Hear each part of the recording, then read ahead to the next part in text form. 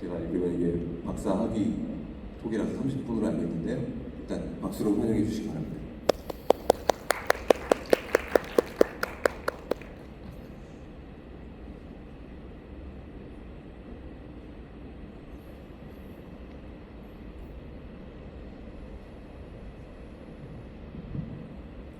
네, 안녕하세요. 경희대학교의 안호재입니다. 저는 오늘 이제 천문 데이터의 이제 애큐러시와 에피션시를 높이기 위해서 제가 지난 박사 학위 과정 동안 진행한 연구를 말씀드리고자 합니다. 여러분들이 모두 아시다시피 천문 망원경들은 굉장히 많은 부품들로 이루어져 있습니다. 이 망원경의 이제 근본적인 존재 이유인 빛을 모으는 옵틱스부터 시작해서 이 옵틱스가 제대로 된 위치에 위치하게끔 할 수 있는 옵틱 미케닉스, 그리고 망원경을 보호하는 인클로저와 그리고 텔레메트리 시스템, 그 외에도 망원경들이 정상적으로 작동하기 위해 많은 도움을 주는 여러 인프라 스트럭처들과, 그리고 서베이 망원경의 경우에는 데이터 센터, 그리고 그 외에도 이 망원경의 포컬 플레인에 장착되는 여러 가지 사이언스를 가능하게 하는 인스트루먼트들이 있습니다. 그런데 이러한 망원경들은 망원경이 이제 제대로 성능을 내기 위해서는 이러한 서버 시스템들이 모두 다 의도한 성능대로 작동을 해야 합니다. 하나라도 빈틈이 생기게 되면은 망원경의 성능은 그 빈틈에 맞춰서 다운그레이드 되기 때문입니다.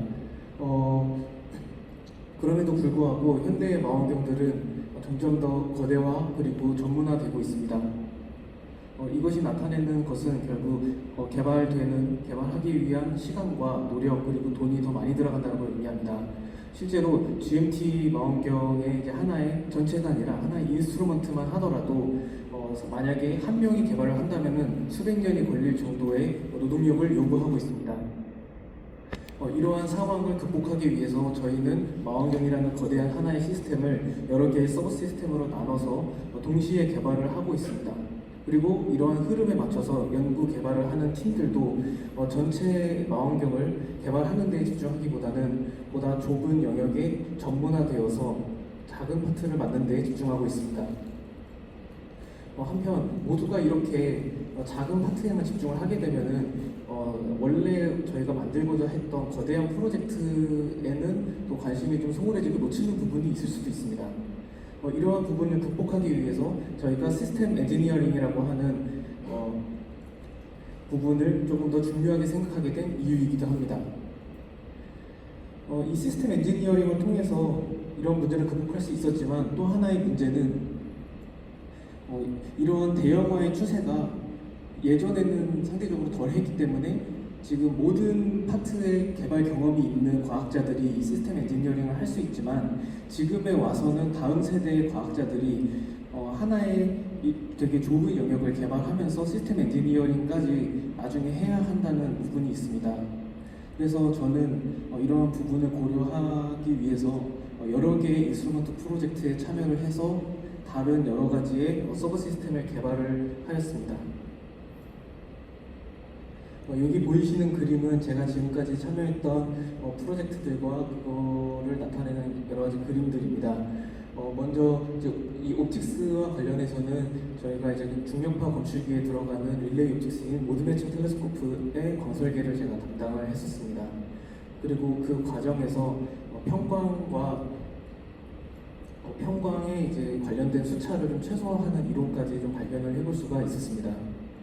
그리고 선형 기점 수차가 제거된 상반사 광학계의 성능을 측정하면서 파면 측정법을 제가 익힐 수가 있었고, 그걸 통해 망원경의 성능을 어떻게 측정하는지, 그리고 대칭이 없는 망원경들을 어떻게 정렬할 수 있는지에 대해서도 생각해 볼 수 있었습니다.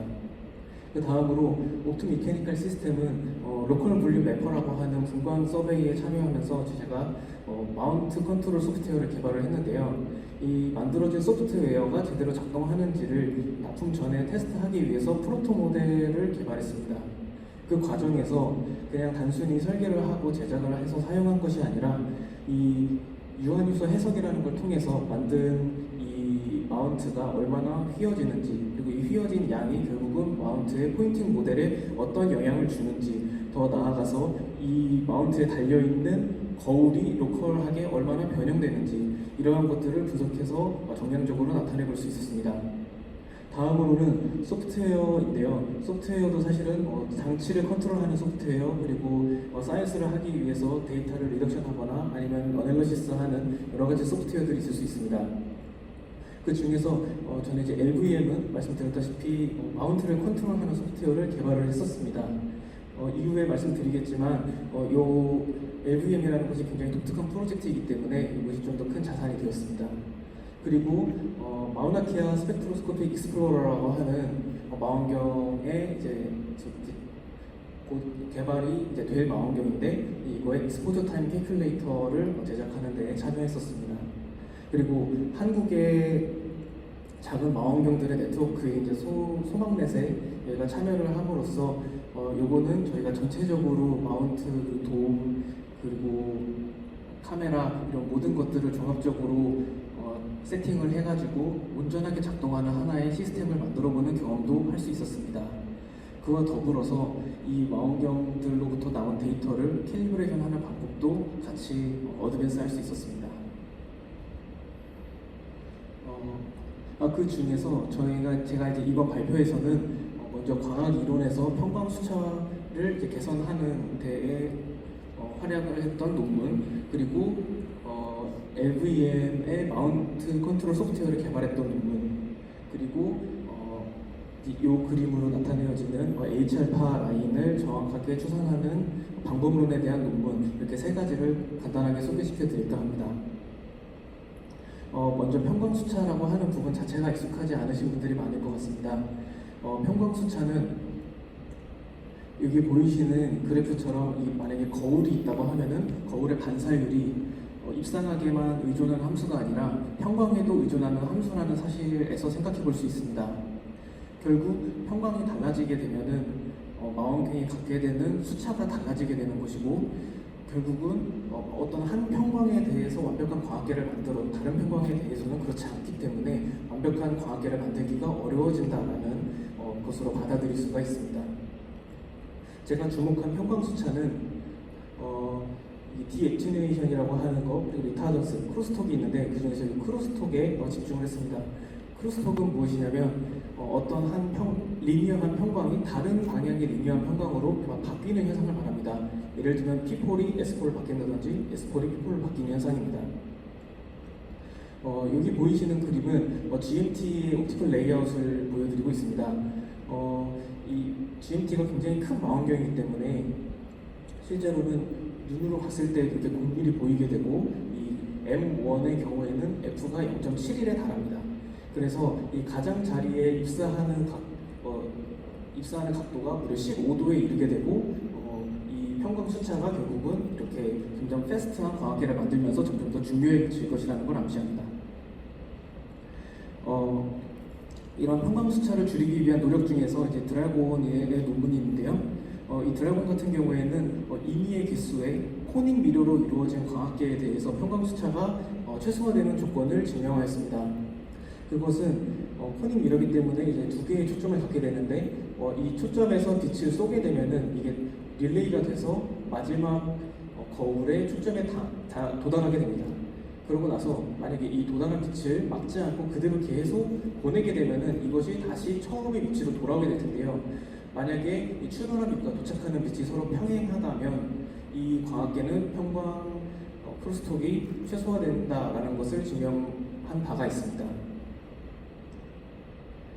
그럼 항상 이런 것이 이제 일직선으로 가는 게 아니냐라고 하는 거는 이제 이런 그림에서처럼 일반적으로는 그렇지 않고 일직선이 되는 것이 굉장히 유일한 경우라는 것을 확인해 보실 수가 있습니다. 그리고 평광과는 관련 없지만 제가 기하과학적인 수차를 하나 언급하고 넘어가고자 합니다.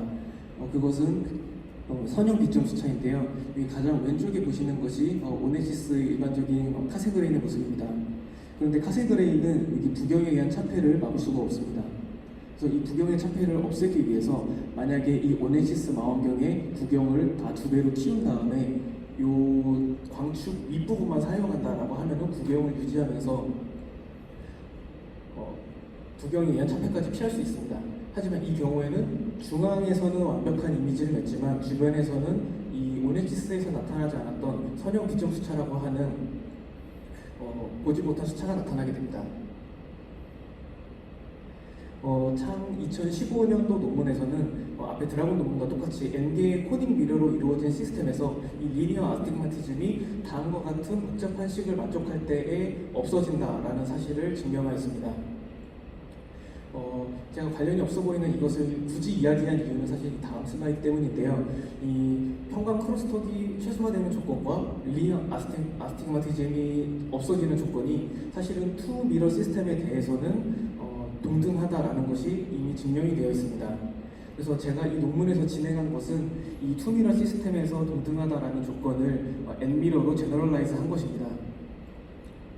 그래서 여기 F0라고 하는 곳에서 빛을 쏘게 되면은 이것이 릴레이가 돼서 N번째 미러의 이제 F번째 포커스로 진행하게 되고, 이것이 아까 했던 것처럼 다시 지나쳐서 돌아오게 되면은 F0에서 같은 방향이 아닌 이렇게 이 감마 제로라고 하는 만큼의 각도를 이루면서 돌아오게 됩니다.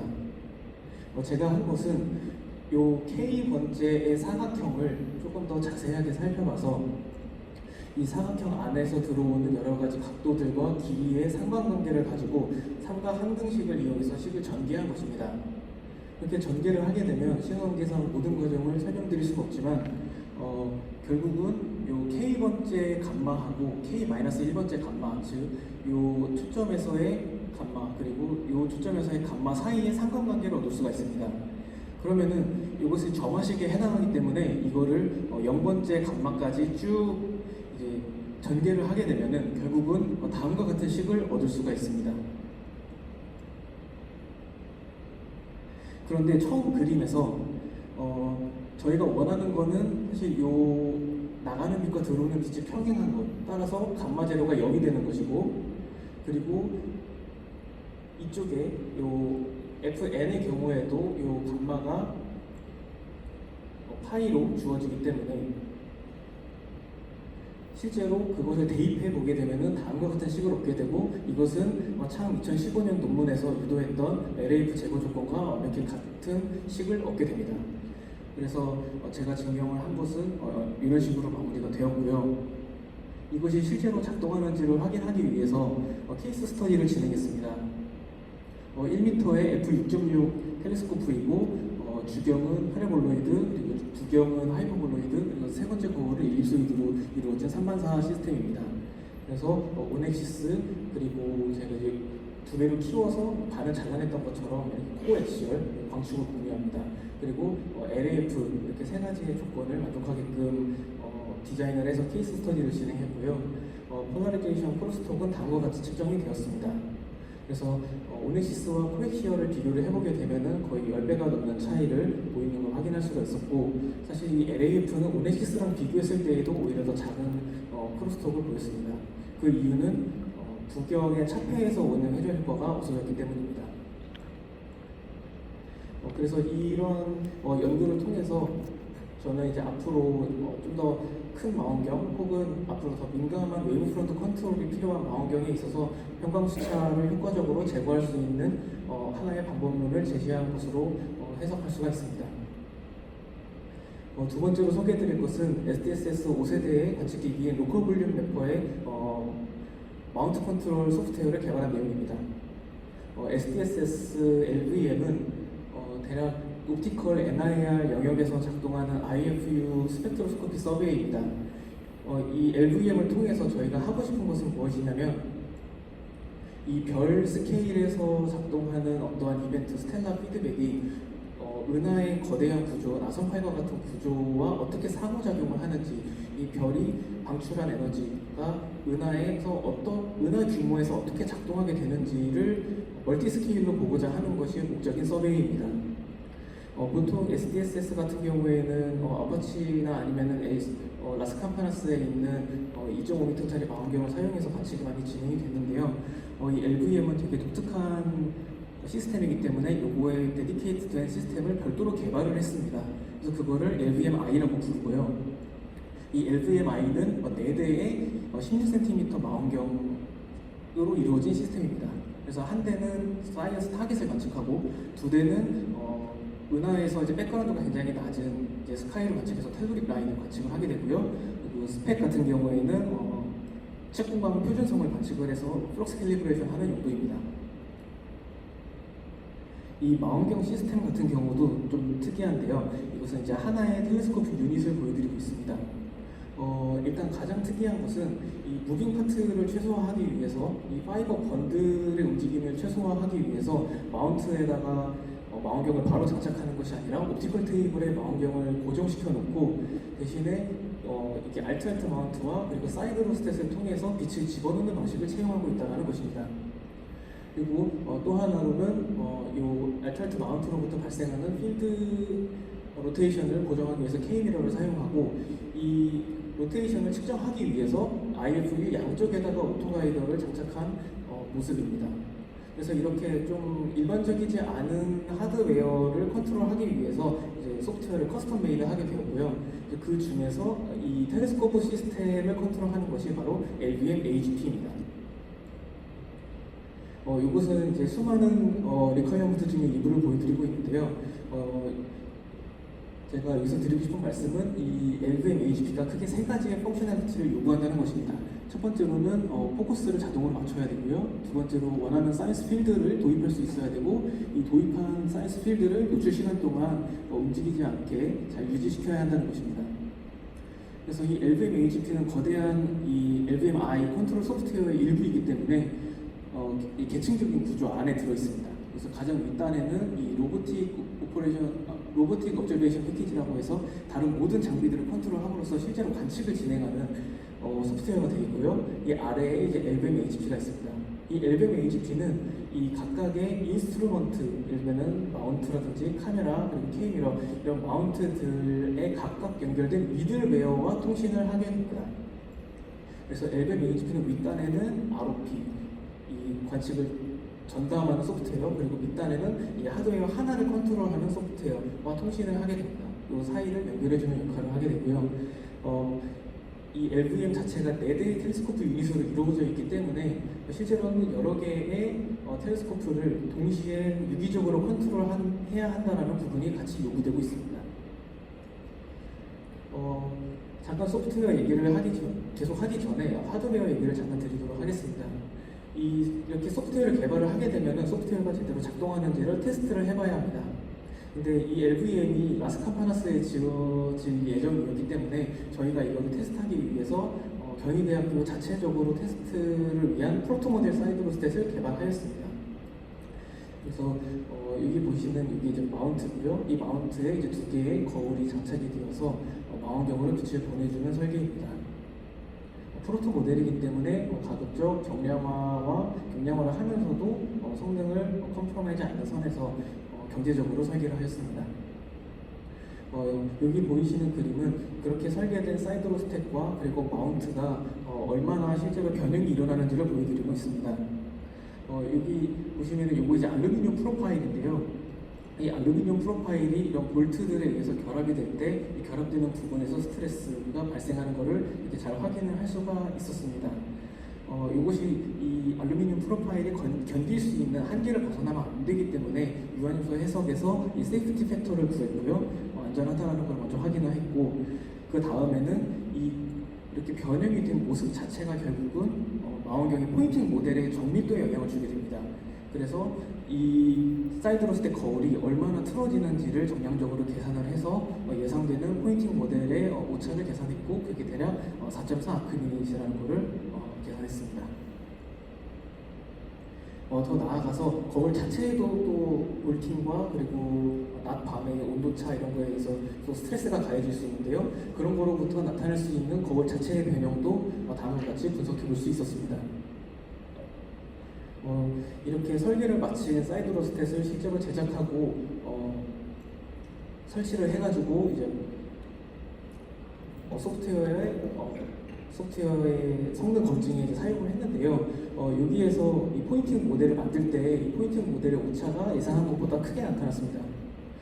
그 이유는 이 마운트의 회전축 그리고 이 사이드 로스텍 자체의 이 중앙축 그리고 이 마운트의 광축이 정확하게 일치하지 않았기 때문인데 사실은 이러한 유형의 오차를 고정하는 것이 기존의 일반적인 포인팅 모델에서는 고려되지 않았기 때문입니다. 그래서 포인팅 모델을 가지고 고정하려고 했지만 불가능했고 저희가 나중에 LVM 실제 사이트에서 설치를 하고 정렬을 할 때 이런 부분이 중요하구나라는 것을 프로토타이핑을 통해서 알아낼 수가 있었습니다. 이제 말씀드렸던 세 가지의 이제 기능들의 성능에 대해서 말씀드리겠습니다.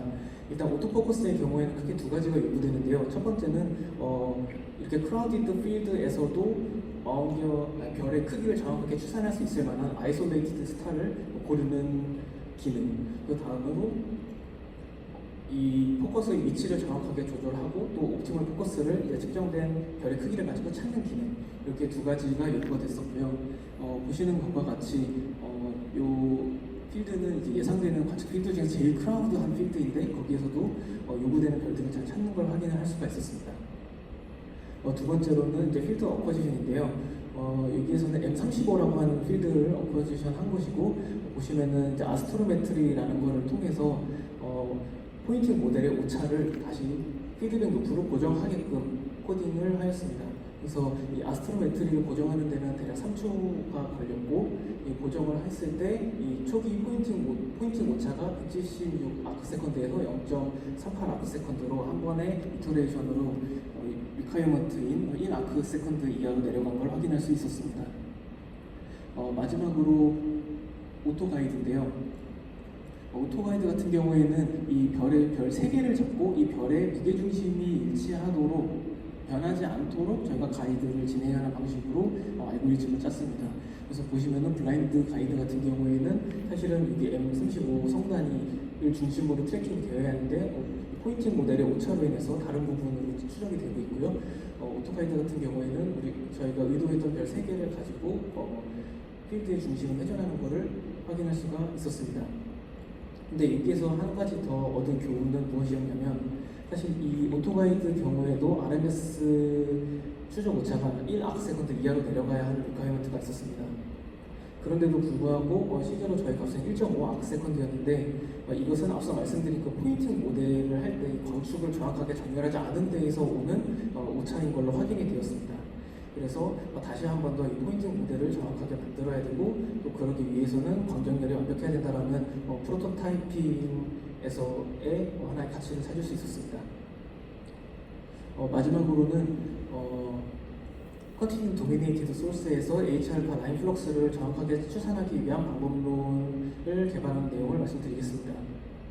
H알파는 이제 우주에서 가장 풍부하게 수소이기 때문에 그리고 또 가장 밝은 옵티컬 라인 중에 하나이기 때문에 지금까지 굉장히 많은 연구에서 사용되어 왔습니다. 그 중에는 저분산 연구도 있고 고분산 연구도 있을 텐데요. 사실 고분산으로 가게 되면 이제 라인의 어떤 프로파일이나 아니면 키네마틱스를 좀 더 정확하게 볼 수가 있겠지만 굳이 그렇지 않더라도 H알파 플럭스만 가지고도 저희가 할 수 있는 사이언스가 굉장히 많다는 것을 말씀드릴 수가 있습니다. 이 H알파 라인의 플럭스를 얻는 가장 간단하고 또 확실한 방법은 사실 분간 관측을 하는 것입니다. 그래서 스펙트럼을 얻고 거기서 이제 컨티뉴움으로 노멀라이즈를 한 다음에 이큐비런트 미스를 계산하면 되겠죠. 그런데 분간 관측은 여러모로 비쌉니다. 이제 빛을 퍼뜨려야 되기 때문에 시간도 많이 들고 그것을 위한 장비들도 조금 더 무거워져야 되고 이런 여러 가지 제약들이 있습니다. 그래서 저희가 만약에 칩밤을 가지고 이러한 것들을 추산을 하게 된다면 여러 가지를 생각해 볼 수 있는데요. 첫 번째로는 온라인 그리고 오프라인 네로우밴드 필터를 사용하는 것입니다. 그래서 온라인 필터 같은 경우에는 이제 H알파 라인의 중심으로 맞춰진 필터이고요. 오프라인은 거기서 살짝 어긋난 곳에 센터가 맞춰져 있는 필터입니다. 그래서 이렇게 두 개의 필터를 조합을 하게 되면은 이제 로컬 컨티뉴움을 맞춰볼 수가 있고 이걸 가지고 H알파 플럭스를 구할 수 있을 것 같습니다. 근데 문제는 뭐냐면 이 오프라인 필터를 갖추고 있는 곳이 별로 없다는 것입니다. 그래서 조금 더 일반적으로 갖추어지고 있는 브로드밴드 필터를 이용한 방법도 개발이 되었습니다. 그래서 만약에 이 R밴드 필터의 이제 플럭스 덴시티를 사용을 해가지고 컨티뉴움을 잡는다면 대충 H알파 근방에서의 컨티뉴움을 근사해서 잡을 수가 있습니다. 하지만 보시는 것과 같이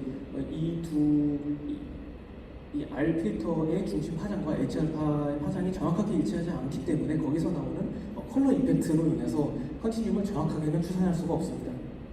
이것을 보완하기 위해서 V밴드까지 포함을 하게 되면은 이제 컨티뉴움을 리니어하게 근사를 할 수가 있게 되고, 이 경우에는 이제 브로드밴드 필터를 하나 사용하는 것보다는 그래도 정확하게 HR파 부분에서의 컨티뉴움을 계산할 수가 있습니다. 그래서 제가 이번 논문에서 진행한 연구는 이 3필터 메서드를 사용한 것인데, 여기에서 조금 더 보완을 했습니다. 어떻게 보완을 했냐면요, 이 3필터 메서드의 경우에도 사실은 이게 완벽하지 않은 부분이 있을 수밖에 없습니다. 뒤에서 조금 더 자세하게 말씀드릴 텐데요.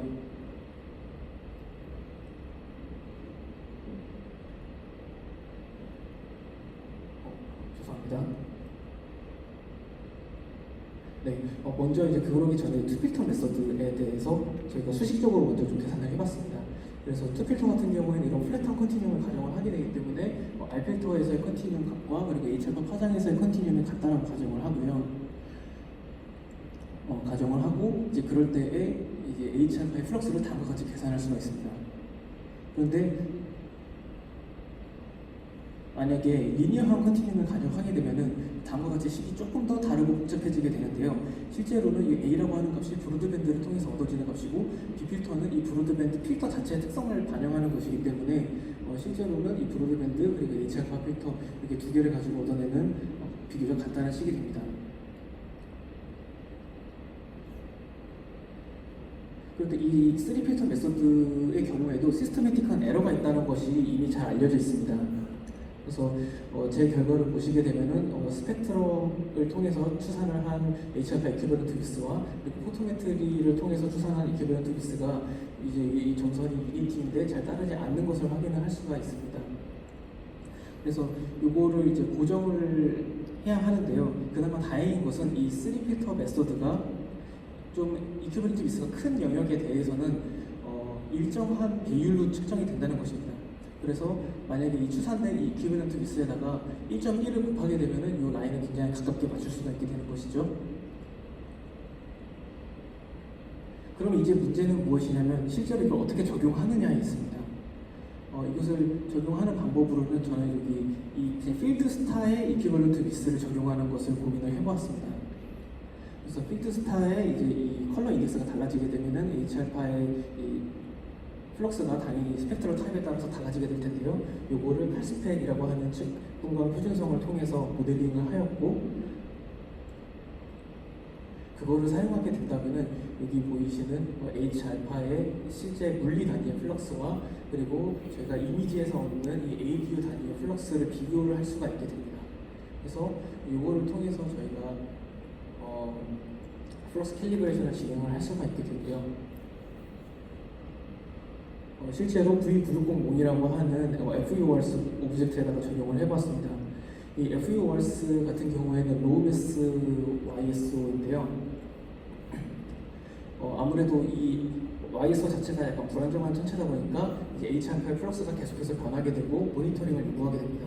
근데 분광으로부터 계속 모니터링을 하게 되면 너무 비싸기 때문에 저희의 방법을 적용하기에 좀 적합한 천체라는 생각이 들어서 이렇게 진행을 해보았고요. 저희가 관측한 시점에서의 이렇게 하이 레졸루션 분광 자료와도 같이 비교를 해볼 수가 있었습니다. 그래서 처리된 결과가 이제 다음과 같고요. 이제 그 중에서 이퀴벌런트 미스가 대략 3옹스트롬 정도의 이제 방출이 있다라고 관측이 되었는데, 실제 스펙트럼을 통해서 얻은 것이 2.4옹스트롬이라서 저희가 이제 얻어낸 그 방법이 충분히 이제 워킹한다는 것까지 증명을 할 수가 있었습니다. 그래서 서머리인데요. 각각의 이제 파트들을 제가 나열을 했지만 실제로는 이 망원경과 관련된 여러 가지 이제 테크닉들을 통해서 이 전체 데이터가 조금 더 정밀해질 수 있는 방향을 좀 여러 서브 시스템 안에서 고민을 한 결과라고 봐주시면 감사하겠습니다. 네, 이상입니다.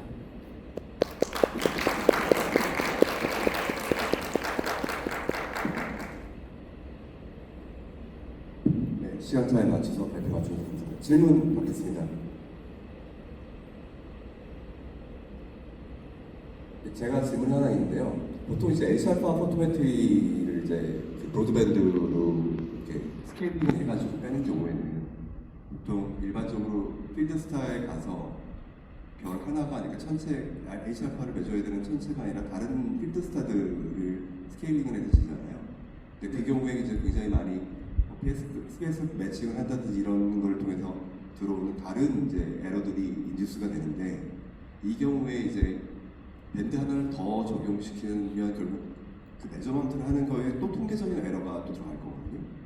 그것들이 결국 종합적으로 한 밴드만 써서 한 경우에 비해서 얼마나 시스템적하게 좋아지는지에 대한 실질적인 값이 있나요?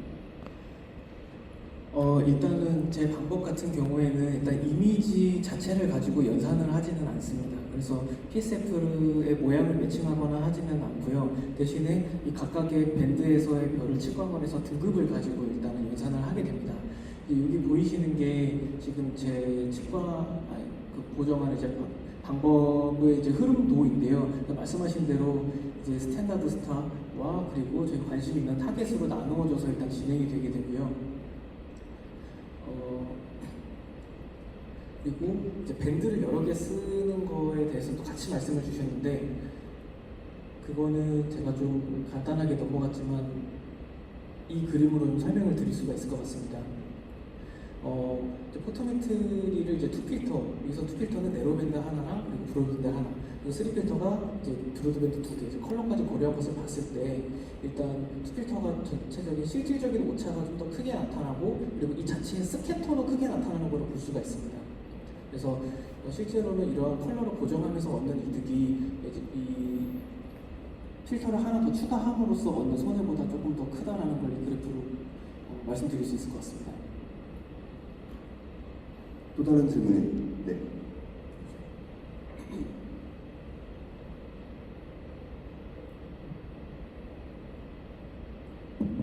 예, 말씀해주신 그 평광 관련된 그 측정 오차를 스마트신 같은 건 없애는 건 굉장히 희귀하고 좋은 연구 결과 같은데요.